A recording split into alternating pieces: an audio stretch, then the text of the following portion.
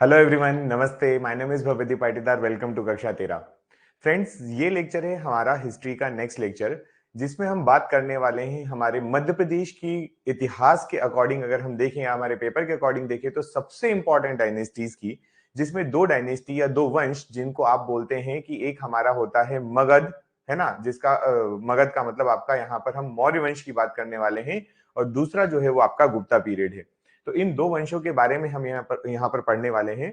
ये आपके मध्य प्रदेश के अगर इतिहास के क्वेश्चंस के बेसिस पे देखें, एंशियंट हिस्ट्री के बेसिस पे, अगर हम अपना जो पुराना इतिहास है उसको उठाकर देखते हैं, प्रीवियस ईयर के पेपर को उठाकर देखते हैं, तो वहां पर हमारे एंशियंट के पार्ट से या प्राचीन इतिहास से सबसे ज्यादा क्वेश्चन जो आते हैं वो यहीं से आते हैं। ठीक है, तो इंपॉर्टेंट टॉपिक होने वाला है, आखिरी तक लेक्चर को जरूर देखिएगा। तो चलिए स्टार्ट करते हैं। सबसे पहले हम यहाँ पर समझेंगे एंशियंट हिस्ट्री के इस पार्ट में सातवाहन डायनेस्टी के बारे में। सातवाहन वंश है ना, ये सातवाहन वंश क्या है, कैसा है, कहां से आया, इसकी बात करते हैं। तो अभी तक की जो हिस्ट्री आपने पढ़ी वहां पर ये समझिएगा, है ना, जो आपने लेक्चर्स में देखा है अभी तक के प्रीवियस लेक्चर्स में, और जो लेक्चर में देखा वो क्या देखा कि आप देखें तो आपके पास हर्यंका, है ना, हर्यंका डायनेस्टी के लास्ट रूलर को मारा, और इसके बाद आती है शिशुनाग। कौन सी डायनेस्टी आती है? शिशुनाग डायनेस्टी। शिशुनाग डायनेस्टी के लास्ट रूलर को मारा, और फिर आती है नंद डायनेस्टी। नंद वंश जब खत्म हुआ, है ना, इसके बाद कौन सी आएगी? नंद वंश आएगा। नंद वंश जब खत्म हुआ तो नंद वंश के बाद आता है मौर्य वंश। मौर्य वंश जब खत्म होता है, मौर्य वंश जब खत्म होता है तो आता है शुंग वंश। तो ये जो था, ये ऐसे थे कि एक दूसरे को मार रहे हैं, एक दूसरे को मार रहे हैं और अपना शासन स्थापित कर रहे हैं। लेकिन जो अब आपके पास हिस्ट्री में लिखा है, जैसे कि आपके सामने पता है, आपको लिखा हुआ है सातवाहन डायनेस्टी। कौन सी डायनेस्टी लिखी है? सातवाहन डायनेस्टी। अब ये सातवाहन डायनेस्टी जो है, या सातवाहन वंश जो है ना, ये सातवाहन किसी को मारकर नहीं बनाया गया। ऐसा नहीं कि शुंग वंश खत्म होगा तो सातवाहन बनेंगे, ऐसा बिल्कुल नहीं है। ठीक, पहली बात तो आप यहां से इनका एक नाम और याद रख सकते हैं। इनको हम लोग आंध्र सातवाहन कहते हैं। इनको हम लोग क्या कहते हैं? आंध्र सातवाहन। ठीक है ना। तो ये जो वर्ड आंध्र लिखा हुआ है, ये आंध्र दिखाता है हमारे आंध्र प्रदेश को। किसको दिखाता है? आंध्र प्रदेश को। मतलब ये मान के चलिए कि इनका ओरिजिन जो माना गया है, इनका जो उद्गम माना गया है, इनकी जो स्टार्टिंग मानी गई है, वो आंध्र प्रदेश से मानी गई है। कहां से मानी गई है? आंध्र प्रदेश से। ठीक है ये बात। चलिए, अब फाउंडर की बात करें इस डायनेस्टी के। अगर फाउंडर के आप बात करेंगे तो आपको एक व्यक्ति का नाम देखने को मिलेगा, और वो है सिमुक। क्या नाम है? सिमुक। ये फाउंडर होते हैं। ठीक है। अब हम इन सातवाहन डायनेस्टी को, जो अगर ये आंध्र प्रदेश के हैं तो मध्य प्रदेश में क्यों पढ़ रहे हो? जब ये आंध्र प्रदेश के हैं तो मध्य प्रदेश में पढ़ने की इनको क्या जरूरत है? तो यहां से ध्यान दीजिएगा कि एविडेंस हमें बोलते हैं कि भाई साहब, अगर आपके यहां पर कोई चीज मिल रही है, इट मींस कि वो यहां पर रहे होंगे। तो आंध्र प्रदेश के, या ये जो आपके सातवाहन है, आंध्र सातवाहन है, इनके कुछ सिक्के जो हैं वो हमें मध्य प्रदेश में प्राप्त हुए हैं। इनके कुछ सिक्के हमें मध्य प्रदेश में प्राप्त हुए, और वो जो सिक्के हैं वो देवास, उज्जैन, विदिशा आदि जगह से, और त्रिपुरी यहां से हमें मिले हैं। तो हमें पता चल गया कि यार, अगर इतनी जगह पे इनके सिक्के मिल रहे हैं, मतलब आंध्र सातवाहन कहीं ना कहीं मध्य प्रदेश में रहे होंगे। ठीक। अब एक इंपॉर्टेंट पॉइंट है कि ये जो रूलर्स हैं सातवाहन के, इनकी जो डायनेस्टी की जो पूरी कथा है, मतलब कि कौन कौन रूलर रहा, ये हमें जो है वो मत्स्य पुराण से पता चलता है। किससे पता चलता है? मत्स्य पुराण से। ठीक है ये बात। मत्स्य पुराण में ये इनकी पूरी वंशावली के बारे में लिखा गया है। वंशावली समझते हैं ना, कि इसके बाद कौन रूलर आएगा, उसके बाद कौन रूलर आएगा। तो सातवाहनों की पूरी वंशावली जो बताई गई है वो मत्स्य पुराण में बताई गई। ठीक है। चलिए, अब यहां से एक पॉइंट और है जो थोड़ा सा अजीबो गरीब है। लिखा है कि इन्होंने सीसे के सिक्के चलाए थे। किसके चलाए थे? सीसे के। तो सीसे के यहां पर दो मीनिंग है। कुछ कुछ बुक ने इसको बोला है ग्लास कॉइन। इसको क्या कहा उन्होंने? Glass coin. शीशे बोला ना तो शीशे समझ लिया उन्होंने, शीशे, शीशे के सिक्के। और कुछ उसको कहते हैं सीसे के सिक्के, सीसा का सिक्का, सीसा का सिक्का। तो सीसा जो होता है वो होता है लेड, है ना, एक मेटल होती है, सॉरी, आपका आपका जो एक मटेरियल होता है, एलिमेंट होता है लेड। उस लेड को जो है, आप बोल रहे हैं कि लेड के कॉइन चलाए थे। तो मेरे अगर पॉइंट ऑफ व्यू से आप सुने तो मैं इसको ज्यादा फेवर में हूं कि ये जो है वो सीसे के सिक्के हों, मतलब लेड के सिक्के हों। ठीक है। कॉइन ग्लास के बनाना थोड़ा सा डिफिकल्ट या थोड़ा सा अजीब बात होती है, इसलिए अपन इसको मानेंगे कि शीशे के सिक्के, और क्वेश्चन ऐसा ही आना शीशे के सिक्के से। बात करते हैं कि इस डायनेस्टी का सबसे फेमस रूलर कौन था या सबसे प्रतापी शासक कौन था, तो नाम देखेंगे गौतमी पुत्र सातकर्णी। नाम क्या है? गौतमी पुत्र सातकर्णी। ठीक है, ये व्यक्ति का नाम याद रखिए आप, इस व्यक्ति का नाम आप याद रखिए, गौतमी पुत्र सातकर्णी बहुत फेमस रूलर होता है इस डायनेस्टी का। ठीक है, ये बात, इस डायनेस्टी का फेमस रूलर कौन है? तो गौतमी पुत्र सातकर्णी है। और कौन है? क्या इसके अलावा भी कोई है? तो बिल्कुल यज्ञश्री सातकर्णी है, वशिष्ठी पुत्र सातकर्णी है, ऐसे कुछ इसके फेमस रूलर रहे हैं जो पावरफुल भी रहे हैं। अब यहां पर आपको एक चीज दिखाई दे रही होगी कि वशिष्ठी पुत्र, गौतमी पुत्र, है ना, ये यज्ञश्री, तो ये सब जो नाम लिखे हुए हैं, सातकर्णीज तो हैं, ये सातकर्णीज तो हैं, लेकिन ये सभी लोग अपनी माताओं के ऊपर अपना नाम रखते थे, है ना। जैसे गौतमी पुत्र, गौतमी का पुत्र जो होगा गौतमी पुत्र, वशिष्ठी का जो पुत्र होगा, वशिष्ठी है, वशिष्ठ नहीं है, वशिष्ठी का जो पुत्र होगा उसको वशिष्ठी पुत्र सातकर्णी। तो इस तरीके से जो है ये अपने नाम रखते थे, मतलब माता या मात्र सत्तात्मक परिवार कहलाया ये, है ना। इतिहास में अगर आप उठा के देखेंगे तो महिलाओं की स्थिति वैसे तो दयनीय है, महिलाओं की स्थिति वैसे दयनीय है, लेकिन अगर हम बात करें तो यहां पर आपको देखने को ये बात मिलती है कि जो आपका ये सातवाहन डायनेस्टी है, सातवाहन डायनेस्टी के जो रूलर्स हैं वो हमारे यहाँ अपने नाम के आगे जो है अपनी माता का नाम लगाते थे, मतलब ये जो वंश है ये ज्यादा से ज्यादा मात्र सत्तात्मक की तरफ झुका हुआ था। ठीक है, चलिए इसके बाद बात करें आगे, तो अब आती है कुषाण डायनेस्टी। कौन सी डायनेस्टी आती है? कुषाण। सातवाहन हो गए, सातवाहन के बारे में ज्यादा कुछ नहीं पढ़ना है क्योंकि ठीक है मध्य प्रदेश में रहे हैं, कॉइन्स मिले हैं त्रिपुरी से, विदिशा से वगैरह से, लेकिन इतना ज्यादा इंपॉर्टेंट भी नहीं है। अब क्योंकि कम ही है इंपॉर्टेंट है, देखेंगे तो गुप्तास को फिर अच्छे से देखेंगे। चलिए कुषाणा की बात करते हैं, तो Kushan dynasty established by Kujula Kadphises, important व्यक्ति नाम याद रखेंगे, हु एस्टेब्लिश कुषाण डायनेस्टी, तो कुजूल कटफिशस करके एक व्यक्ति रहा है जिसने कुषाण डायनेस्टी को एस्टेब्लिश किया। फिर बात करते हैं कि इस कुषाण डायनेस्टी का जो ओरिजिन है ये चाइना से हुआ है। कहां से हुआ है? चाइना से। मतलब देखो, एक आ रही है आंध्र प्रदेश से, एक आ रही है चाइना से, ये कोई मार के किसी और को रूल करने वाली बात यहां पर दिखाई नहीं दे रही है, सिंपल सा मीनिंग है। ठीक, और हम कुषाण की जब बात करते हैं तो ये यूची कबीले के बोले गए हैं या यूची ट्राइब से बिलोंग करते थे, ऐसा माना जाता है। कौन सी ट्राइब से? यूची ट्राइब। कहाँ की है? चाइना के ओरिजिन है तो चाइना के। और खुद को ये तोखरी या एक तोखरी के नाम से जाने जाते हैं, ऐसे याद रख लें, है ना। ये किस नाम से जाने जाते थे? तो तोखरी के नाम से जाने जाते थे। यूची कबीले के थे, चाइना से आए थे, कुजुलकट फिशर्स पहला रूलर होता है, तोखरी अपने आप को ये कहते या ये जाने जाते हैं। इन सब स्टोरी के बीच में आपका कुषाण वंश का नाम रोशन करने वाला एक रूलर जिसका नाम था कनिष्क, ये आता है। क्या नाम है? कनिष्क। कनिष्क के बारे में हमें पढ़ना पड़ेगा। कनिष्क बहुत ही ज्यादा पावरफुल रूलर होता है और कनिष्क को लिटिल अशोका या सेकंड अशोका भी कहा जाता है। कनिष्क जो है इसको द्वितीय अशोक या छोटा अशोक भी कहते हैं। तो he was the famous ruler of the Kushan dynasty, Kushana dynasty, and is also known as the second Ashoka और लिटिल अशोका। इसको हम कहते हैं कि ये द्वितीय अशोक, एक तो महान होके चले गए भाई साहब अशोक, और ये दूसरे अशोक या छोटा अशोक। ठीक है, चलिए अब बात करें कि ये डायनेस्टी को हम इतना फेमस या इतना क्यों पढ़ रहे हैं। आप यहां पर एक डेटा देखेंगे कि शहडोल से, कहां से? शहडोल या उसके आसपास के क्षेत्र से लगभग लगभग 757 कॉइन्स, सिक्के हमें मिले हैं। समझ गए? 757 कॉइन्स मिलना किसी डायनेस्टी के बहुत बड़ी बात होती, कुषाण वंश के। ठीक, चलिए अब यहां पर एक क्वेश्चन और है जो आपके लिए कम इंपॉर्टेंट है लेकिन याद रख लेंगे कि कुषाण की पहली जो राजधानी थी वो कौन सी थी? पुरुषपुर। पहली राजधानी इनकी पुरुषपुर थी। और बाद में इन्होंने इनकी सेकंड जो पहली दूसरी, पहली नहीं, मतलब इनका ऐसा था कि एक राजधानी ये और दूसरी राजधानी मथुरा, दो राजधानी थी, है ना। वन इज दी पुरुषपुर या आपका जो है वो आपका पेशावर, और दूसरा जो है वो मथुरा। ये दो राजधानियां रही हैं किनकी? यूची कबीले के कुषाण लोगों की। कनिष्क तो वैसे ही बहुत फेमस है, चलिए उसके बारे में थोड़ी बात करेंगे। अब कनिष्क के बारे में यहां पर बात की जाएगी, और जब कनिष्क की बात आएगी तो कनिष्क के बारे में अच्छे से पढ़ना क्योंकि इसके बारे में भी पेपर में क्वेश्चन आ चुका है। कनिष्क के इनडायरेक्टली क्वेश्चन ज्यादा पूछे जाते हैं, ठीक है तो फेमस वैसे भी है, पर पूछे भी जाते हैं, ये भी बात है। देखिए अब आपके पास जो पॉइंट लिखा है ऊपर, वो क्या लिखा है फेमस जो पर्सनालिटीज हैं या फेमस पर्सन जो हैं वो कनिष्क के दरबार में जो रहे उनकी यहाँ पर आपको बात करना है। तो हम बोल रहे हैं कि famous personalities in the court of Kanishka, ठीक है, famous personalities in the court of Kanishka जो है वो पढ़ना है यहाँ पर। चलिए देखते हैं कनिष्क के दरबार में कौन कौन खास खास रहा, उसकी बात यहां पर करेंगे हम।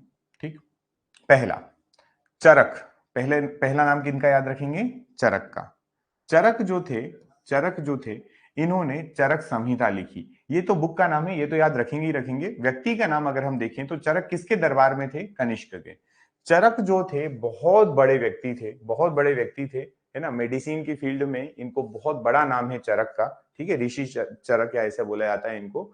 फिर उसके बाद सेकंड नाम याद रखना अश्वघोष और वसुमित्र या विषुमित्र, ठीक है, वसुमित्र भी बोल सकते हैं, विषुमित्र भी बोल सकते हैं। अश्वघोष और वसुमित्र ये दोनों बुद्धिस्ट मोंक थे, कनिष्क के दरबार में रहने वाले बुद्ध को मानने वाले और बुद्ध के अनुयायी जो थे ये थे। फिर हम बात करेंगे अश्वघोष की। किसकी बात करेंगे? अश्वघोष। इस अश्वघोष ने, यही अश्वघोष, इन्होंने बुद्ध चरित लिखी है। तो आज आपके पास 3-4 बुक आ गई, जैसे राज तरंगिणी आ चुकी है ना, तो ऐसे बुक वगैरह आ रही है आपके पास, तो आप बुक याद रखेंगे। बुद्ध चरित्र किसने लिखी है? तो अश्वघोष ने लिखी है। फिर आते हैं व्यक्ति नागार्जुन। अगले व्यक्ति कौन है? नागार्जुन। नागार्जुन जो है ये बुद्धिस्ट थिंकर होते हैं। ये कौन होते हैं? बुद्धिस्ट थिंकर और फिलोसोफर। इनको जाना जाता है इंडियन आइंस्टाइन के नाम से, ठीक है, इनको किस नाम से जाना जाता है? इंडियन आइंस्टाइन के नाम से। क्लियर है यहां तक बात? तो देखिए पहली बात तो आप नाम याद रखें, पहले आप नाम याद रखें, फिर उसके बाद उन्होंने क्या लिखा वो भी आप यहां से याद रखेंगे। तो चरक अंकल के बारे में याद रखें, इन्होंने चरक संहिता लिखी। क्या लिखी? चरक संहिता। फिर हम जब बात करते हैं किसकी? अश्वघोष की, तो उन्होंने लिखा बुद्ध चरित्र। इन्होंने क्या लिखा? बुद्ध चरित्र, ठीक है। हम बात करते हैं, एक सेकंड, हम बात करते हैं फिर उसके बाद अगला इनके कि आपके जो ये नागार्जुन थे इन्होंने क्या लिखा? तो नागार्जुन ने लिखा माध्यमिका सूत्र। तो ये जो है ये लिटरेचर है, ये आपको ध्यान रखना पड़ेंगे कि किसने क्या लिखा और कौन क्या था और कौन किसके दरबार में था। कनिष्क के दरबार में निम्न में से कौन नहीं था? Which one of is not in the court of Kanishka. तब आप आंसर क्या करेंगे? अगर आपको चार में से 3 नहीं पता होंगे तो आंसर करोगे कैसे? राइट, तो ये 3 पता होना चाहिए। बढ़े आगे यहां से, ठीक, चलिए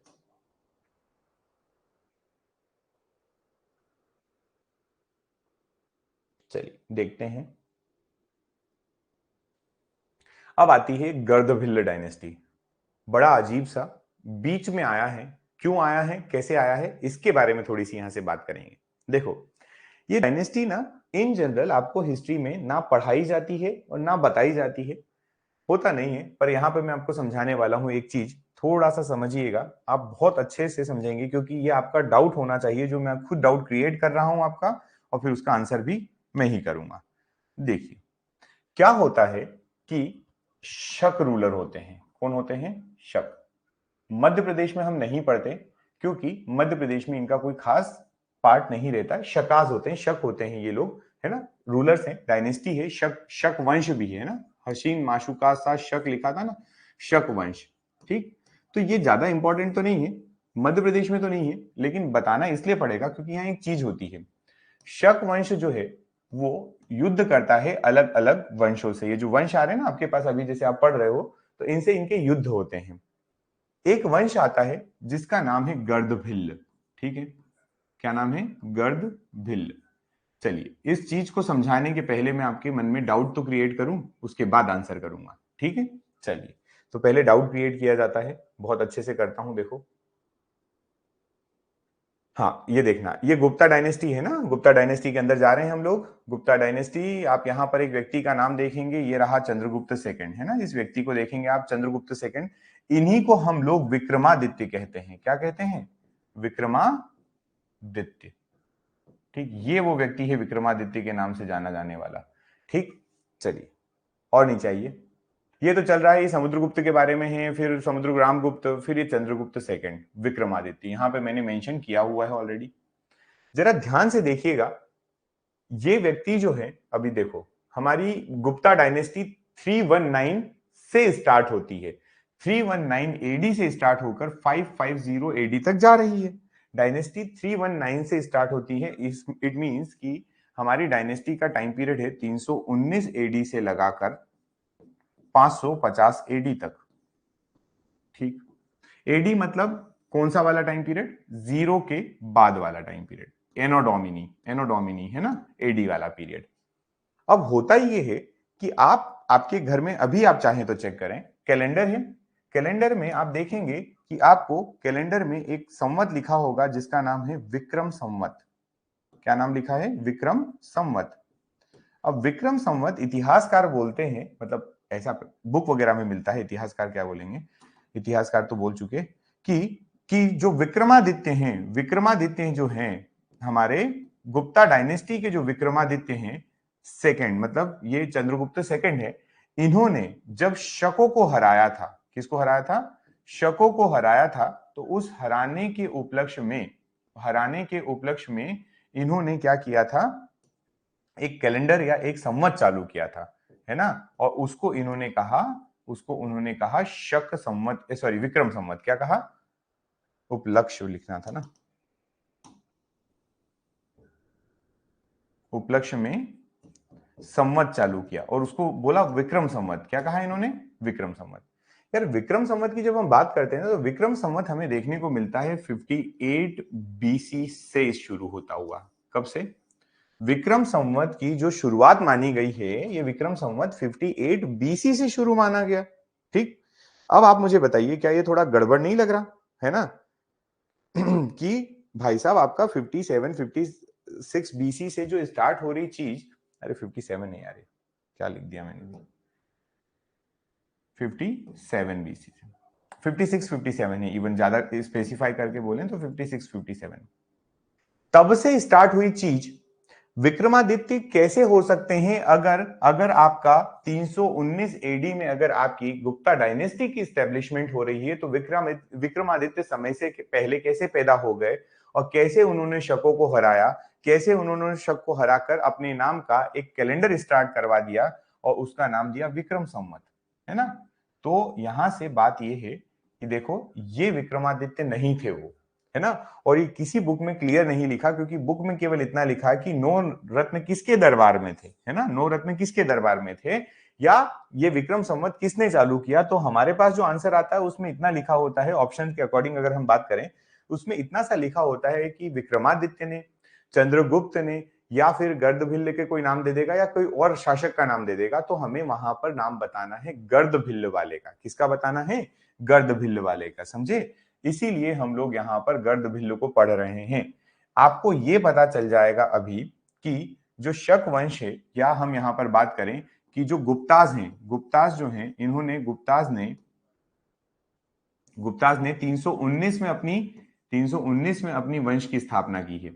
और अगर हम विक्रम संवत की बात करते हैं, तो ये विक्रम संवत जो है ये कब आता है? तो ये आता है विक्रम संवत 657 बीसी में, ये तब आता है। तो ये कैसे पॉसिबल है? इसलिए याद रखना यहां से कि ये जो विक्रम संवत हैं, ये विक्रमादित्य ने तो करा है स्टार्ट, इसमें कोई दो राय नहीं है। भारत के इतिहास में लगभग 17 विक्रमादित्य बोले गए हैं, है ना। कितने माने गए हैं? लगभग 17। विक्रमादित्य की ही शुरुआत है, ये कोई दिक्कत नहीं विक्रमादित्य की। लेकिन ये विक्रमादित्य जो है वो गुप्ता पीरियड के नहीं है। इंपॉर्टेंट बात ये यहाँ पर कि ये जो है ये गर्दभिल्ल डायनेस्टी के हैं। किसके हैं ये? गर्दभिल्ल वंश के। समझ गए, है ना।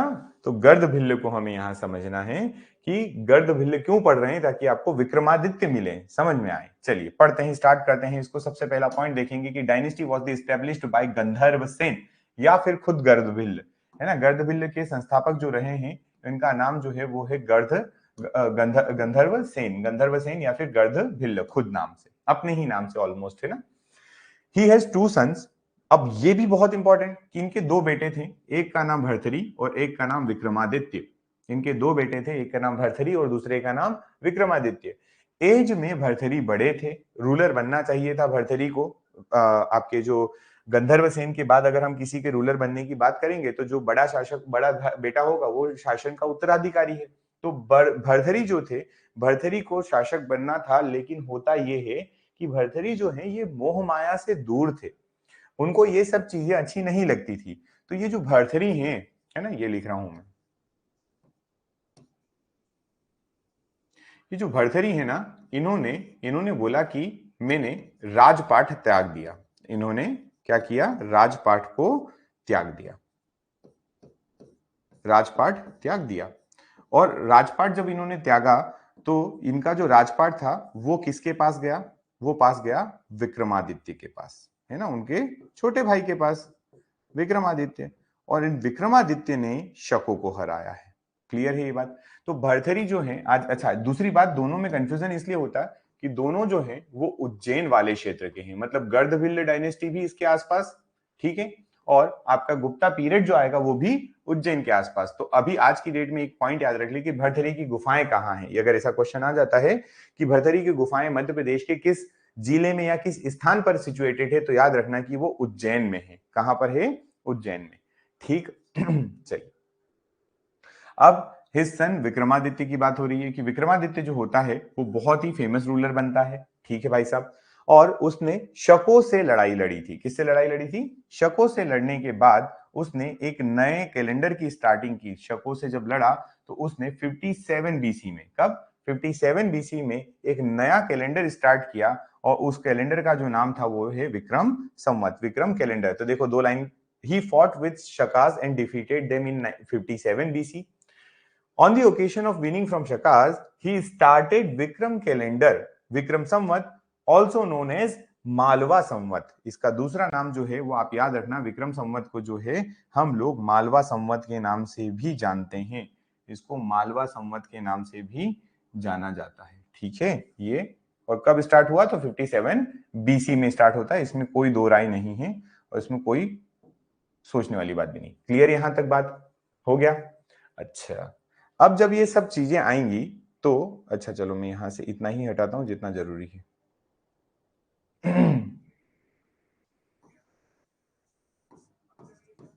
तपस्या की थी भरथरी जी ने,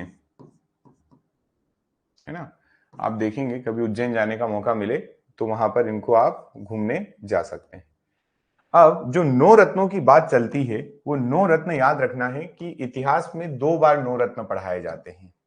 एक बार पढ़ाया जाता है जब बात हमारे विक्रमादित्य की आती है। किनकी आती है? विक्रमादित्य की।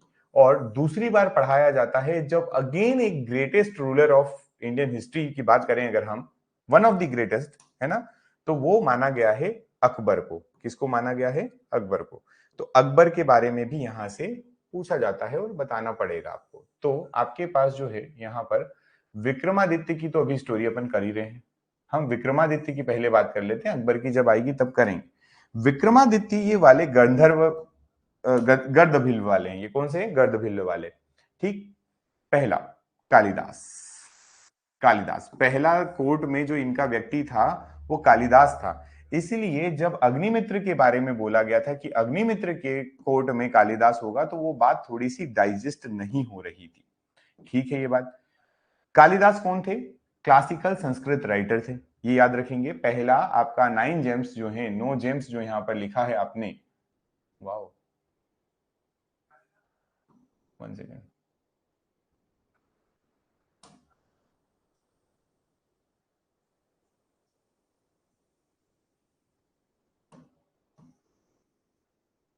ठीक। तो कालिदास जी जो हैं, कालिदास जी जो हैं वो क्लासिकल संस्कृत राइटर रहे हैं। किनके दरबार में रहे हैं? तो वो रहे हैं विक्रमादित्य के। इन 9 दरबारियों में से एक कालिदास जी हैं। अगर हम आगे बात करें इनके, तो एक व्यक्ति का नाम आता है जिनका नाम है धन्वंतरी। क्या नाम है इनका? धन्वंतरी।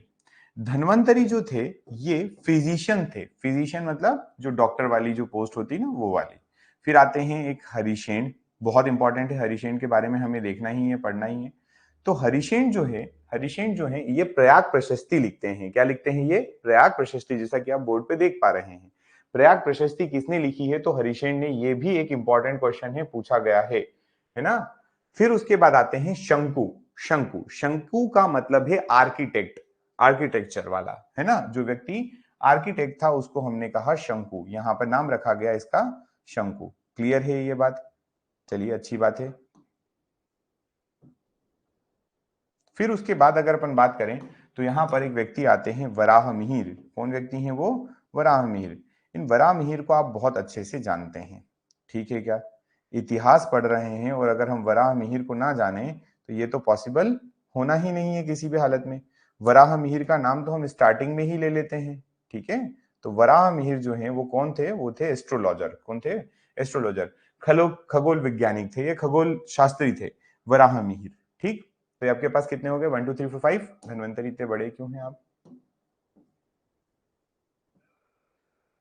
नेक्स्ट है अपने पास वरुरुचि। वरुरुचि ये भी कौन है? अगले अगले जो हैं ये 9 जेम्स में से एक है वरुरुचि। क्या करते थे? संस्कृत जानते थे बहुत अच्छे से, है ना? संस्कृत स्कॉलर थे, ये संस्कृत के स्कॉलर थे। फिर आते हैं बेताल भट्ट। बेताल भट्ट, ठीक? बेताल भट्ट जो है ये कौन था? मैजिशियन। आप लोगों ने विक्रम बेताल वाली स्टोरी तो सुनी ही होगी। तो विक्रम बेताल वाली स्टोरी में बेताल भट्ट जो है वो एक मैजिशियन या जादूगर हुआ करता था, मैजिशियन था ये, ठीक? वहीं पर अगर हम बात करें अगली, तो अगला है हमारा अमर सिंह जी। नाम क्या है? अमर सिंह जी। ये संस्कृत के ही लेक्सिकोग्राफर थे, है ना? ये कौन थे? संस्कृत के लेक्सिकोग्राफर, ठीक? उस समय के ये भी राइटर ही थे एक तरीके के, अमर सिंह जी। इन्होंने अमर कोश लिखा है। इन्होंने क्या लिखा है? इनकी बुक का नाम अगर आप चाहें तो यहां से याद रख लेना, इन्होंने लिखा है अमर कोश, ठीक? पूछा इसलिए नहीं जाएगा क्योंकि अमर कोश और अगर नाम देगा तो भाई साहब वहां पर अमर सिंह देना पड़ेगा, ठीक? तो फिर आप ये समझेंगे कि यार अमर सिंह वही व्यक्ति है जिन्होंने अमर कोश लिखा होगा, तो आप तुक्का भी सही मार सकते हैं, इस वजह से क्वेश्चन नहीं आएगा, पर ठीक है। और उसके बाद आते हैं शपणक। कौन आते हैं? शपणक। ये शपणक जो है इन्होंने इन्होंने जो है वो ये एस्ट्रोलॉजर है। शपणक जो है ये कौन है? एस्ट्रोलॉजर, ठीक है? इनका मैं नाम लिख देता हूं, इसको बोलते हैं शपणक। तो ये 9 आपके पास कौन हो गए? 9 आपके 9 जेम्स हो गए। 4 इधर हो गए और 5 यहां पर हो गए। आप इन 9 जेम्स को याद रखेंगे। अब बात यह है कि मैंने आपको गर्दभिल्ल के अंदर बताया। किसके अंदर बताया? गर्दभिल्ल के अंदर। जरूरी नहीं है, क्योंकि देखो विक्रमादित्य नाम यहां भी है, विक्रमादित्य नाम हमारा गुप्ता पीरियड में भी मिलने वाला है। तो कई बार ऐसा ना देकर कि ये गर्दभिल्ल डायनेस्टी की है, क्योंकि मानते भी कमी है ना? तो आप इसको इसी तरीके से याद रखें कि ये 9 जेम्स आपने जो पढ़े हैं और जो विक्रम संवत वगैरह बनाए, ये विक्रमादित्य हमारे गुप्ता पीरियड वाले रहे होंगे। फॉर एग्जाम्पल रहे होंगे, ऐसा याद रखो और समझ जाओ। क्लियर है क्या? बढ़े आगे, चलिए गुड। अब हमारे पास आती है हमारे मध्य प्रदेश की एंशियंट हिस्ट्री की और एक इंपॉर्टेंट डायनेस्टी, जिसका नाम है गुप्ता डायनेस्टी। क्या नाम है इसका? गुप्ता डायनेस्टी, ठीक है? गुप्ता डायनेस्टी के बारे में पढ़ेंगे। आपको यहां पर एक चीज तो दिखी गई जो मैंने डायरेक्टली मेंशन कर दी है कि it is the golden period या golden era of Indian history. Madhya Pradesh की ही बात नहीं है, भारतीय इतिहास का स्वर्णिम काल, स्वर्णिम युग आपका है गुप्ता पीरियड या गुप्ता काल, ठीक? करें इसको स्टार्ट। चलिए सबसे पहले एक पॉइंट यहां पर याद रखेंगे कि गुप्ताज आए कहां से। गुप्ताज कहां से आए? तो गुप्ताज आर फिडिटरीज ऑफ कुशाणास। कुषाण जो थे ना, अभी जो कनिष्क वगैरह आप पढ़ के आ रहे थे, तो ये जो है ये कुषाणों के सामंत थे। ये कौन थे? कुषाण के सामंत। समझते हैं? जिनको कोई एक साम्राज्य और एक आसपास का क्षेत्र दे दिया जाता है और बोलते हैं कि वहां से आप रेवेन्यू कलेक्शन करेंगे, टैक्स कलेक्शन करेंगे और हमें सबमिट करेंगे। ऐसे कुछ काम इनको दिए गए थे। किसको? ये दिए गए थे गुप्तास को। स्टार्टिंग में जो गुप्ता है, ये गुप्तास के एक वंश की स्थापना की बात करें तो वो श्रीगुप्त हैं। कौन है? श्रीगुप्त। इस वंश की स्थापना रखने वाले व्यक्ति का नाम अगर आप देखेंगे तो आपको मिलने वाले हैं श्रीगुप्त। लेकिन ये श्रीगुप्त जो होते हैं ये अपने आप को इंडिपेंडेंट डिक्लेयर नहीं कर पाते हैं, क्योंकि ये कुषाण से डरते हैं, ठीक है? वहीं पर इन्हीं के जैसे एक इनके पुत्र आते हैं घटोत्कच। कौन आते हैं? घटोत्कच। घटोत्कच आते हैं, वो भी अपने आप को इंडिपेंडेंट डिक्लेयर नहीं कर पाते हैं। तो आप ऐसे याद रखेंगे कि श्रीगुप्त के पास घटोत्कच, दोनों दोनों अधीन रहे हैं कुषाणों के और अपने आप को इंडिपेंडेंट डिक्लेयर नहीं किया।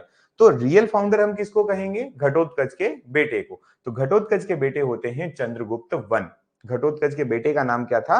चंद्रगुप्त वन था।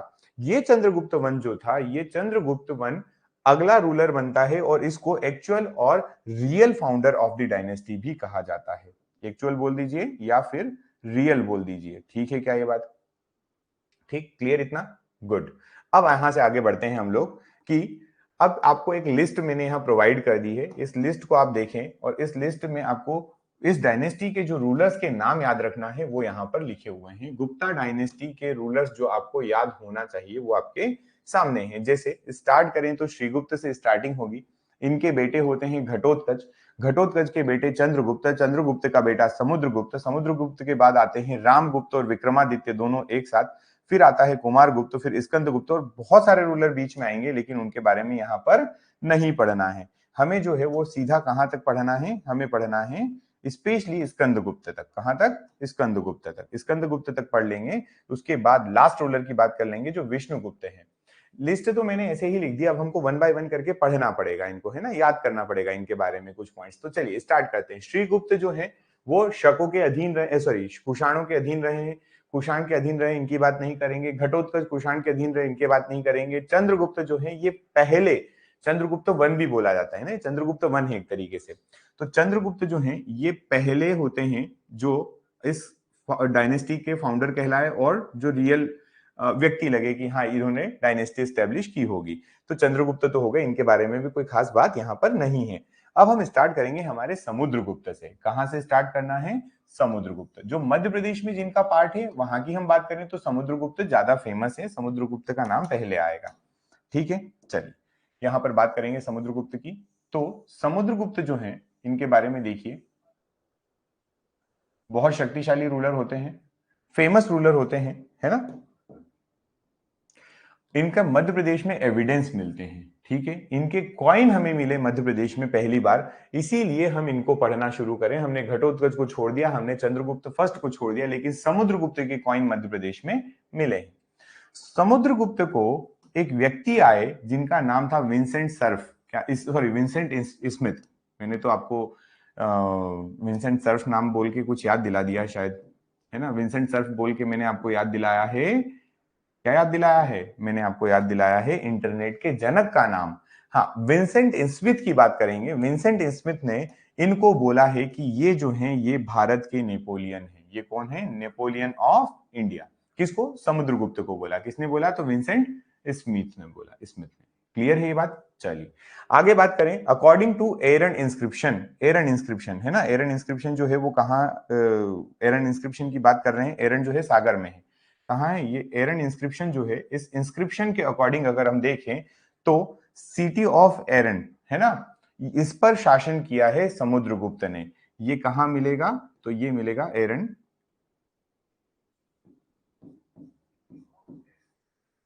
सागर में। ठीक है, तो एरन जो है वो कहां मिलेगा आपको? वो मिलने वाला है सागर में। और इसके ऊपर जो किसने रूल किया है?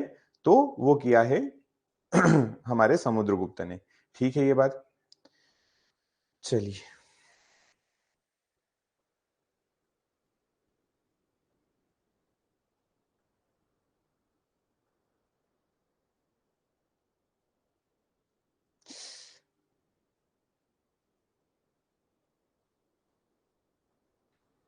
1 सेकेंड, है ना, गला बहुत दर्द कर रहा है अब।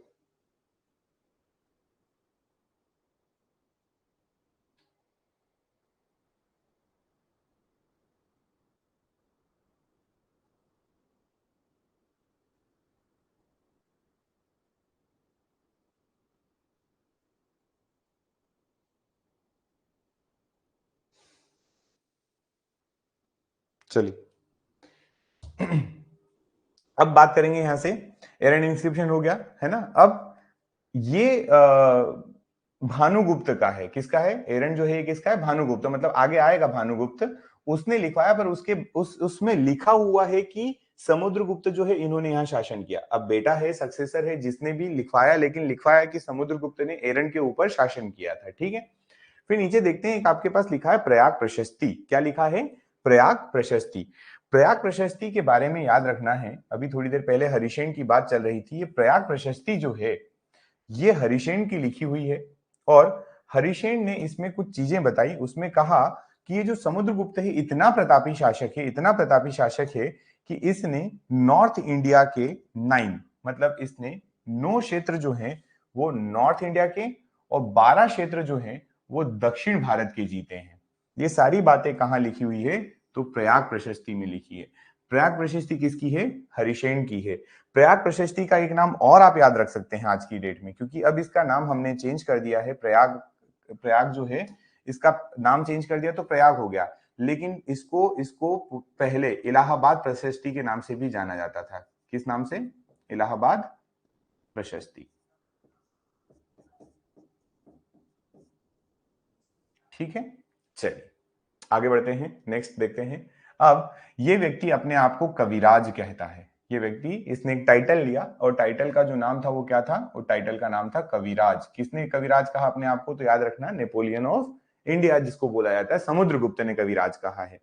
इस व्यक्ति ने कविराज तो बोला ही बोला, इसने साथ में एक काम और किया कि जो कॉइन्स बनते थे, कॉइन्स मिंट होते थे, उन कॉइन के ऊपर खुद का फोटो बनवाया। और कैसा फोटो बनवाया? तो वीणा बजाते हुए। कैसा फोटो बनवाया इसने? वीणा बजाते हुए। तो he minted his own picture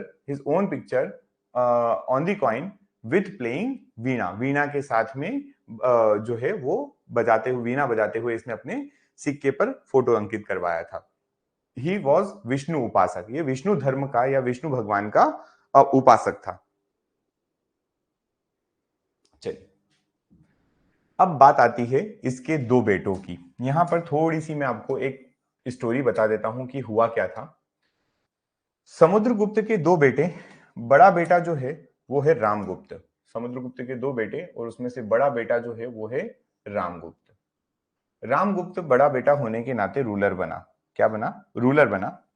Ramagupta के ऊपर शक राजाओं का आक्रमण होता है, शकों का आक्रमण होता है। किसका होता है? शक का। रामगुप्त के ऊपर तो फाइट किस किस के बीच में चल रही है? रामगुप्त प्लस शकास, है ना? या ज्यादा बेटर होगा इनको हम कहें कि रामगुप्त और वर्सेस शकास। युद्ध में रामगुप्त हार जाता है और शकास जो है वो जीत जाते हैं। ठीक, तो अब रामगुप्त बचने के लिए क्या करता है ये देखिए यहां जरा। रामगुप्त, जब ये शका रूलर जीते तो इन्होंने एक संधि रखी रामगुप्त के सामने कि आप अपनी पत्नी हमें सौंप दीजिए, हम आपको छोड़ देंगे, है ना? और रामगुप्त ऐसा निकला कि इसने अपनी पत्नी, जिसका नाम ध्रुव स्वामिनी था, क्या नाम था? ध्रुव स्वामिनी। ठीक, ये मंजूर कर लिया, ये संधि कर ली, ये ट्रीटी कर ली कि शक राजा ध्रुव स्वामिनी को ले जाएं। ठीक, अब आप सोचिए, गुप्ता वंश जिसका प्रतापी शासक चंद्रगुप्त फर्स्ट निकला, जिसका दूसरा शासक समुद्रगुप्त इतना प्रतापी था, उनका बेटा रामगुप्त जब ऐसे काम करेगा, तो अब होता यह है कि इस रामगुप्त के इस एक्ट ने, जिसमें ध्रुव स्वामिनी को शकास के साथ में भेजा गया है, संधि कर ली गई, सबसे ज्यादा परेशान हुआ विक्रमादित्य। ठीक, विक्रमादित्य ने सोचा कि ऐसा भाई या ऐसा राजा किस काम का जो अपनी वाइफ की रक्षा नहीं कर सकता है, अपनी वाइफ को संधि करके किसी के हवाले कर सकता है। उसने क्या किया? उसने रामगुप्त को निपटा दिया। ठीक, ये लिखा भी था, अच्छा, ही वॉज मैरिड टू ध्रुव स्वामिनी, ये नाम लिखा है यहाँ पर, है ना? नाम लिखा हुआ है इनका। इसने बोला यार ऐसा राजा कोई काम का नहीं है, एक काम करो निपटाओ इसको, है ना? और निपटाने में उसने क्या किया? अपने बड़े भाई रामगुप्त को मार दिया। किसने? विक्रमादित्य ने। ठीक, ये सारी स्टोरी लिख दी है मैंने। The battle between Shakas, he lost to his handed wife to them, है ना? Due to this act Chandragupta second killed his brother Ramgupta. Chandragupta second को इतना गुस्सा आया कि उसने अपने भाई रामगुप्त की हत्या कर दी। रामगुप्त की हत्या कर दी तो अब खुद रूलर बनता है, और खुद रूलर बनने के बाद चंद्रगुप्त सेकंड जो होता है वो शकों से लड़ता है, शकों से फिर लड़ रहा है, और शक से अपनी भाभी को छुड़ाया, ध्रुव स्वामिनी को वापस लेकर आया जीतने के बाद, और ध्रुव स्वामिनी से शादी की। तो यहां पर याद रखेंगे चंद्रगुप्त के बारे में, विक्रमादित्य के बारे में। अब वो पॉइंट जो आपका है कि शक को तो इसने भी हराया था, इसमें कोई दो राय नहीं।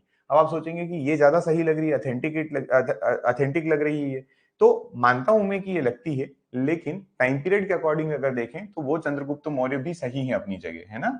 ठीक है, कोई बड़ी बात नहीं है। आप ये अगर याद रखना चाहें तो ये याद रख लें, मेरे को इसमें कोई वो नहीं, ऐतराज नहीं है। ठीक है, तो इसने भी हराया और अपनी भाभी को ये लेकर आ गया और भाभी को लेकर आकर उनसे शादी कर लेता है। ठीक है, तो और अब इसके बारे में, जैसे इसने इशू किए थे गोल्ड कॉइन, है ना, इसने क्या इशू किए थे, इसने इशू किए थे गोल्ड कॉइन।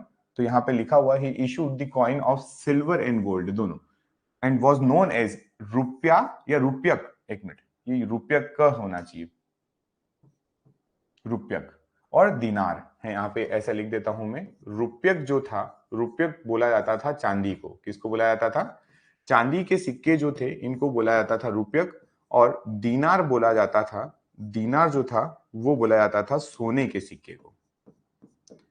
ठीक है, ये सिक्कों की वो थी, नाम थे सिक्कों के उस समय, है ना।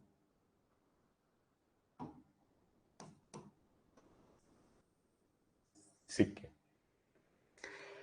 इसने जो सिक्के चलाए थे on the occasion of defeating Shaka, शकों को हराने पर।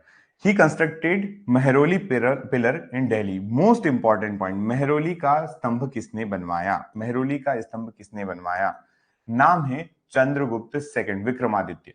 ये एक ऐसा पिलर है, एक ऐसा पिलर है जिसमें कभी भी जंग नहीं लगता, लोहे का होने के बावजूद ये कैसा है, तो ये है जंग रोधी, मतलब ये एंटी रस्टेड है, या इसको आप समझ सकते हैं इस पे कभी भी एंटी कोरोजन है, कभी भी जंग नहीं लगती। ठीक, 9 जेम्स ड्यूरिंग हिज रीजन या रेन, ये भी याद रख सकते हैं, है ना, आपको पता ही है, वही 9 लोग जो हमने पहले बात की वो यहां पर बात कर लेंगे। ठीक, चलिए अब बात आती है इसके बेटे कुमारगुप्त की, किसकी, कुमारगुप्त।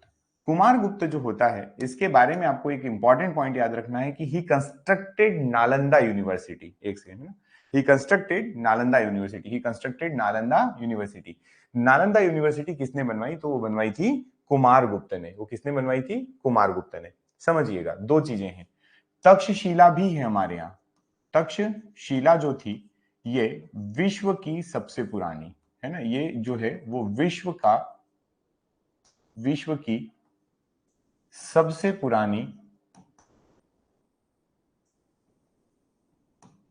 पुराना विश्वविद्यालय, है ना, ये विश्व का सबसे पुराना है। और अगर हम बात करें हमारे नालंदा की, नालंदा की बात करें तो नालंदा जो है ये भारत का है, भारत का सबसे पुराना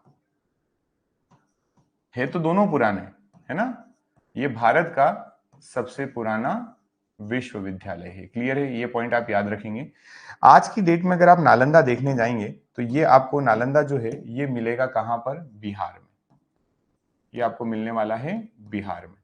वहीं पर अगर आप तक्षशिला देखने जाएंगे तो वो आपको देखने नहीं दिया जाएगा क्योंकि पाकिस्तान में है। ठीक है, तक्षशिला का क्षेत्र जो है, तक्षशिला जो विश्वविद्यालय है वो आज कहाँ में है, पाकिस्तान में। ठीक, मजाक कर रहा था, मतलब नहीं देखने जाएगा वो मजाक था, ये तो ठीक है, पाकिस्तान वाले देखने थोड़ी देंगे। चलो, according to Mandsaur inscription, important, कौन से इंस्क्रिप्शन की बात चल रही है, मंसूर इंस्क्रिप्शन की। अकॉर्डिंग टू मंसूर इंस्क्रिप्शन की अगर हम बात करें तो कुमारगुप्त जो है, कुमारगुप्त जो है ये जो है इसने एक तरीके से लोकल गवर्नर की तरह काम किया है ना, इसने किस तरीके से काम किया है, लोकल गवर्नर, कहां का, मंसूर का। According to the main inscription, Tumain है ये, क्या है, ये तुमेन है यार ठीक है, कौन कौन सा है ये, तुमेन अभिलेख। तुमेन अभिलेख में इसका नाम, कुमारगुप्त का जो नाम या कुमारगुप्त को जो संबोधित किया गया है वो किस तरीके से किया गया है, तो इसको बोला गया है कि ये शरदकालीन सूर्य की भांति है, किसकी तरह है ये, शरदकालीन सूर्य की भांति। क्लियर है ये बात, है ना, किसको बोला गया है, तो बोला गया है कुमारगुप्त को, क्या बोला गया है, शरदकालीन सूर्य बोला गया है। नेक्स्ट बात करते हैं स्कंदगुप्त की, किसकी बात करेंगे हम, स्कंदगुप्त। स्कंदगुप्त इसका बेटा, और इसके बारे में एक पॉइंट लिखा फिर बाद में और पढ़ लेंगे कि कॉपर इंस्क्रिप्शन जो इंदौर से मिला है उसमें पता चला है कि स्कंदगुप्त ने रूल किया था मध्य प्रदेश पे। इंदौर से जो ताम्र अभिलेख मिला है उसमें पता चला है कि इसने कहां पर रूल किया था, तो इसने मध्य प्रदेश के क्षेत्र पर रूल किया है, ऐसा हमें पता चला है। ठीक है, यहां तक बात, चलिए बढ़े आगे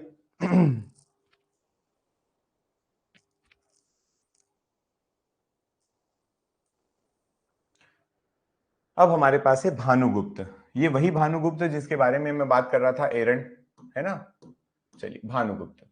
भानुगुप्त के टाइम पर तो सबसे पहले हमें यहाँ पर एक एरन अभिलेख है, एरन अभिलेख की बात करते हैं। ये एरन अभिलेख जो है ये मिलता है, और इस एरन अभिलेख में विश्व में सबसे पहले हमें सती होने की, सती प्रथा का उल्लेख मिलता है। तो एरन अभिलेख जो है इसमें सबसे पहले हमें किसके बारे में पता चलता है, तो इसमें पता चलता है सती प्रथा के बारे में। पति की अगर युद्ध के समय मृत्यु हो जाती है ना, पति की अगर युद्ध के समय मृत्यु हो जाती है या ऐसी कोई मृत्यु है, तो उस समय वाइफ जो है वो आगे जीती नहीं है, वाइफ भी अपने आप को सती कर लेती है। ठीक है। भानुगुप्त के टाइम, अब बहुत इंपॉर्टेंट, देखो कैसे आया, ये कहां से आया, कैसे आया, वो समझाता हूं मैं आपको। ठीक है, देखो, अटैक होता है हुनास का, किसका, हुण, है ना, ये याद रखना। ये भी एक ट्राइब होती है जो बाहर से आती है भारत। हुण बड़े खूंखार होते हैं, खतरनाक होते हैं, हुण अटैक करते हैं। हुण जब अटैक करते हैं तो हुणों के अटैक को दबाने के लिए भानुगुप्त अपने सेनापति, जिसका नाम गोपराज था, क्या था, भानुगुप्त का एक सेनापति था। ठीक है, सेनापति जो था उसका नाम क्या था, तो उसका था गोपराज नाम। इस गोपराज को भेजा जाता है, ठीक है, कहां पर, सागर, सागर वाले क्षेत्र में, एरन वाले क्षेत्र में, है ना, एरन वाले क्षेत्र में। किससे लड़ने के लिए, तो हुणों से लड़ने के लिए, हुणों से युद्ध हेतु। ठीक, अब यहां क्या होता है कि इस गोपराज की युद्ध में ना मृत्यु हो जाती है, गोपराज की युद्ध में मृत्यु हो जाती है। और गोपराज की वाइफ को जब ये बात पता चलती है तो वो सती होती हैं सबसे पहले। तो इस बात को देखते हुए, इस बात का ध्यान रखते हुए, ये जो भानुगुप्त है, भानुगुप्त ने एक अभिलेख लिखवाया जिसको बोला गया एरन अभिलेख। क्यों, क्योंकि उसको इस बात का दुख था कि यार गोपराज जो है, गोपराज की वाइफ जो है ना, उसने क्या कर लिया है, उसने मतलब शरीर त्याग दिया है, किस वजह से, कि उसके पति की डेथ हो गई। तो वहां पर फिर पहली बार एरन अभिलेख में सती प्रथा के बारे में लिखवाया। किसने लिखवाया, भानुगुप्त ने लिखवाया। किसने लिखवाया था यहाँ पर, भानुगुप्त ने। क्या लिखवाया था, सती प्रथा के बारे में बातें लिखवाई थी कि ये सती प्रथा ऐसी होती है। किसने, वाइफ ने किया था। और ये कौन था, तो ये मिलिट्री जनरल था। ठीक है, और ये हमें कहा मिलता है, तो सागर, एरन। ठीक है, फाउंड इन सागर। जगह का नाम अगर आप देखेंगे तो जगह का नाम है एरन, जगह का नाम है एरन। ठीक, चलिए बढ़े आगे। अब आता है कुछ इंस्टीट्यूशंस जो गुप्ता पीरियड के थे, उनकी बात करेंगे। जैसे हम बात करते हैं मंसूर इंस्क्रिप्शन की। किसकी बात करेंगे, मंसूर इंस्क्रिप्शन, मंसूर अभिलेख की बात हो रही है। तो मंसूर अभिलेख जो है,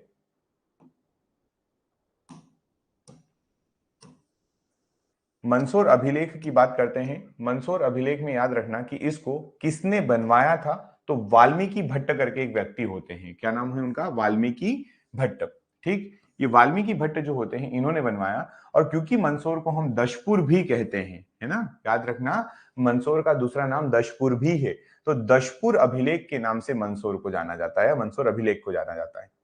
सांची इंस्क्रिप्शन की बात करें, गुप्ता पीरियड के बारे में जानकारी मिलती है इससे, सांची इंस्क्रिप्शन से। तो ये सांची इंस्क्रिप्शन जो है ये कहाँ है, रायसेन में। उसके बाद बात करते हैं, हमने बार बार पढ़ा तुमेन, तुमेन हम बार बार बोल रहे हैं, तुमेन है, तुमेन है। तो तुमेन जो है वो अशोकनगर में है। फिर हम बात करते हैं सुपिया अभिलेख की। सुपिया, सुपिया कहाँ है, रीवा में है।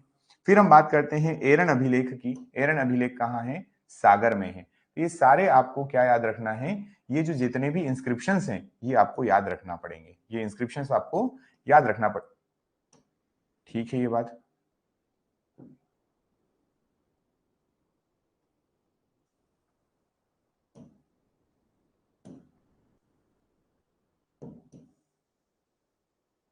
ठीक है, चलिए इसके बाद बात करेंगे कुछ प्लेसेस की। जैसे हम बात करते हैं, प्लेसेस लिख दिया विष्णु, प्लेसेस,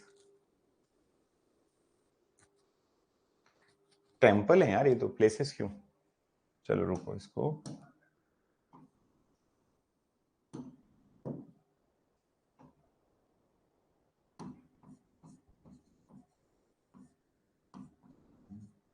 ठीक है, टेम्पल्स ऑफ गुप्ता पीरियड है। जैसे विष्णु टेम्पल की बात करें, विष्णु टेम्पल जो है ये एरन में है। कहाँ है, एरन में।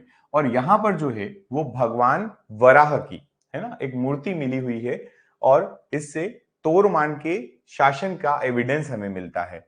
हुन रूलर जो था तोरमान, इसकी जानकारी जो हमें मिलती है, एक याद रखना तोरमान कौन है यहाँ पर, तोरमान व्यक्ति का नाम है, ठीक है। देखो मैं बता देता हूं, इसको आप याद रखेंगे, ऐसे याद रखेंगे। तोरमान जो है, तोरमान कौन है, तो हुण शासक है, हुण शासक, ठीक है। इसकी जानकारी कहां से मिली, तो इसकी जो तोरमान की जानकारी मिलती है वो हमको मिलती है एरन अभिलेख से, ठीक। चलो अभी तक याद रख लो केवल तोरमान, ठीक। आगे बात करते हैं, नेक्स्ट है अपने पास शिव टेम्पल। शिव टेम्पल जो है ये भूमरा में है, कहां है, भूमरा। भूमरा का सतना वाला जो आप याद रखना, भूमरा कहां है, तो सतना में है, ठीक है। ये एरन याद रखेंगे। उसके बाद विष्णु टेम्पल एक और है, ये तिगवा में है, जो कटनी में है। यहां पर लॉर्ड नरसिंह की आइडल है, देखो यहां पर वराह की है, यहां पर नरसिंह जी की है। फिर नचना कुठार, नचना कुठार याद रखेंगे पन्ना में है, कहां है, पन्ना में है। और इसी को बोला जाता है चौमुखनाथ शिवालय। इसको क्या बोला जाता है, चौमुखनाथ शिवालय। मोस्ट इंपॉर्टेंट है पन्ना का चौमुखनाथ शिवालय, है ना, याद रखना है। चौमुखनाथ शिवालय कहाँ है, पन्ना में है। नचना कुठार टेम्पल जो भगवान शिव या पार्वती जो है उनको समर्पित है, पार्वती जी को समर्पित है। नचना कुठार या चौमुखनाथ शिवालय तो मतलब वही है ना, शिव जी का, और ये पार्वती देवी को। नचना कुठार मंदिर किससे संबंधित है, तो देवी पार्वती से संबंधित है। यहाँ पर ये तोरमान का नाम याद रखेंगे, ठीक है। चलिए उसके बाद और बात करें, उदयगिरी की गुफाएं। उदयगिरी की गुफाएं जो है ये कहाँ है, ये पूछा जाए तो पहले क्वेश्चन का आंसर है कि उदयगिरी की गुफाएं जो है वो विदिशा में है। कहाँ है उदयगिरी की गुफाएं, विदिशा। दूसरा पॉइंट यहाँ पर पूछे कि कितनी गुफाएं, तो हम कहते हैं कि यहाँ पर 220 गुफाएं हैं टोटल। कितनी गुफाएं हैं यहाँ पर, 20। लगभग 20 केव्स है, ये 20 केव जो है 20 केव से, ठीक है। पांचवी केव की अगर हम बात करते हैं, पांचवी गुफा की नंबर अगर दिए गए तो वहां पर हमको वराह की आइडल मिलती है। गुफा नंबर 1 और 20, गुफा नंबर 1 और 20 जो है उनको जैन गुफाओं के नाम से जाना जाता है। कुछ पॉइंट्स याद रखना पड़ेंगे। हम बात कर रहे हैं किनकी, उदयगिरी की गुफाओं की। उदयगिरी की गुफा कहाँ है, विदिशा में पड़ती है। कहाँ पड़ती है, विदिशा में, याद रहेगा। कितनी गुफाएं हैं, 20 गुफाएं हैं। पहली गुफा में वराह की आइडल मिलती है, पांचवी गुफा में वराह की आइडल मिलती है। पहली और 20वीं जो है उनको जैन गुफा के नाम से जाना जाता है, ठीक है। फिर हम बात करते हैं बाघ केव की। किसकी बात करते हैं, बाघ केव। बाघ केव कहाँ है, धार में है। कहां पर है, धार में। और कौन सी रिवर के किनारे है, तो बाघ रिवर के किनारे, या इसी को बोलते हैं बाघिन रिवर। इसी को क्या बोला जाता है, बाघिन रिवर। तो दोनों पॉइंट याद रख सकते हैं आप चाहें तो, बाघ रिवर या फिर बाघिन रिवर।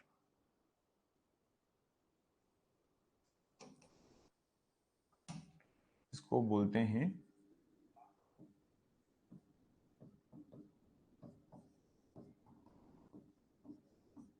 बाघ या बाघिन रिवर, ठीक है।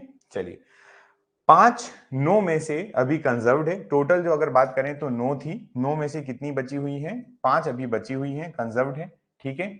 जो इनका कंस्ट्रक्शन हुआ है वो अजंता एलोरा की जो गुफाएं हैं उनके अनुसार हुआ है। किसके अनुसार हुआ, अजंता एलोरा की गुफाएं। और किसको समर्पित है, तो बुद्धिज्म को, ठीक है। ये बात याद रखना, गुप्ता पीरियड में बनी हुई बुद्धिज्म की है। गुप्ता पीरियड से याद तो रह जाएगा कि बाघ की गुफाएं हैं गुप्ता पीरियड की, लेकिन ये बुद्धिज्म को समर्पित है ना। गुप्ता पीरियड वाले लगभग हिंदू थे और सभी लोग भगवान विष्णु और शिव के उपासक रहे हैं, विष्णु जी के ज्यादा, ठीक। चलिए कोई बात नहीं, आगे बढ़ते हैं। नेक्स्ट है अपने पास अब यहाँ पर एक point, Hunas attack during Gupta period. ये इंपॉर्टेंट पॉइंट हो जाता है यहां पर। देखो इसको मैं मार्क कर रहा हूं यहां पर, हुणास अटैक ड्यूरिंग गुप्ता पीरियड। ये क्या है, हुणास अटैक ड्यूरिंग गुप्ता। हुण मैंने अभी आपको बताया भारत में आए, हुण भारत में आए और भारत में अटैक करते हैं, और गुप्ता पीरियड के टाइम पर इनका अटैक होता है। तो ये थोड़ा सा यहां से समझने लायक स्टोरी है, ये देखते हैं। एक्चुअल में ये क्वेश्चन पूछा जाता है, पता है, ये क्वेश्चन पूछा जाता है हुणा के बारे में, हुन्स के बारे में, तो वो बताना पड़ेगा आपको यहाँ पर अच्छे से, ठीक है। चलो समझते हैं हुण, ठीक है। सुनना, पहली बात कहाँ के, चाइना के। पहली बात क्या याद रखेंगे, कहाँ के, तो चाइना के, ये लिखा चाइना के, है ना, ठीक है। बात स्कंद गुप्त का नाम याद है, किसका, स्कंद गुप्त, ठीक। स्कंद गुप्त जो है ये देखो यहां मैं बताता हूं आपको।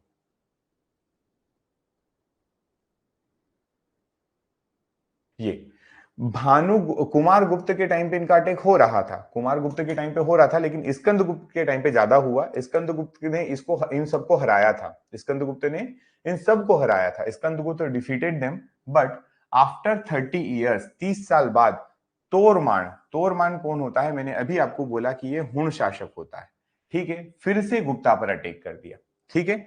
और तोरमान ने अटैक किया, तो वो अटैक आपको मैंने अभी बताया भी था कि वो उसमें भानुगुप्त का जो है वो खत्म हो जाता है सेनापति, ठीक है, गोपराज। चलिए, यहां पर तोरमान जो है उसने 1 साल तक रूल किया है, और इसके बारे में हमें पता चलता है एरन के इंस्क्रिप्शन से, ठीक है। तोरमान ने 1 साल तक, मैंने अभी बता भी रहा था मैं ऊपर आपको यही बात कि एरन के अभिलेख के समय आप तोरमान का नाम याद रखें, 1 साल तक उसने रूल किया है। अगला एक व्यक्ति है यहां पर, नाम याद रखना पड़ेगा आपको, मिहिर कुल, मिहिर कुल, ठीक। ये तोरमान का बेटा था। किसका बेटा था ये? तोरमान का। मिहिरकुल कौन था? तो यहां से मैं लिख देता हूं तोरमान का बेटा,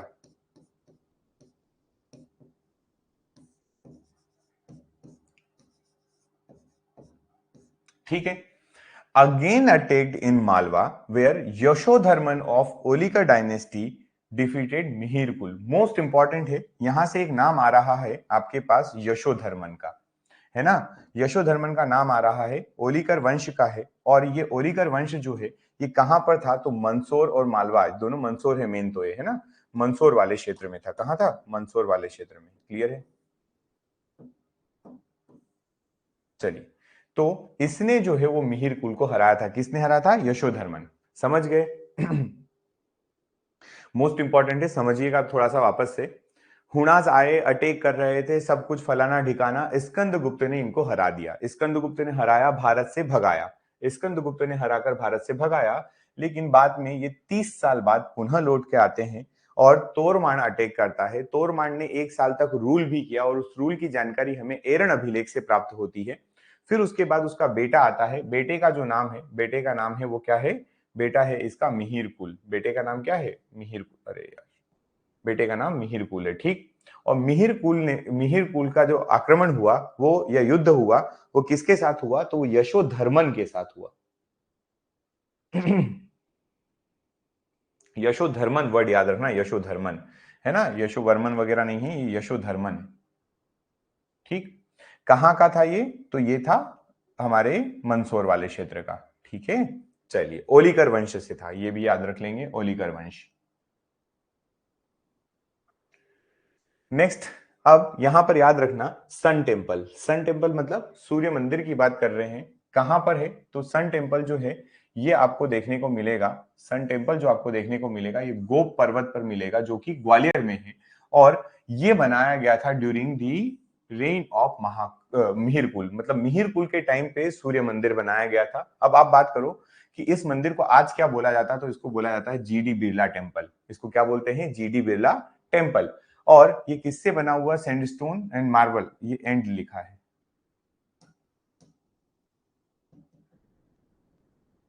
ठीक। ये क्या लिखा हुआ है?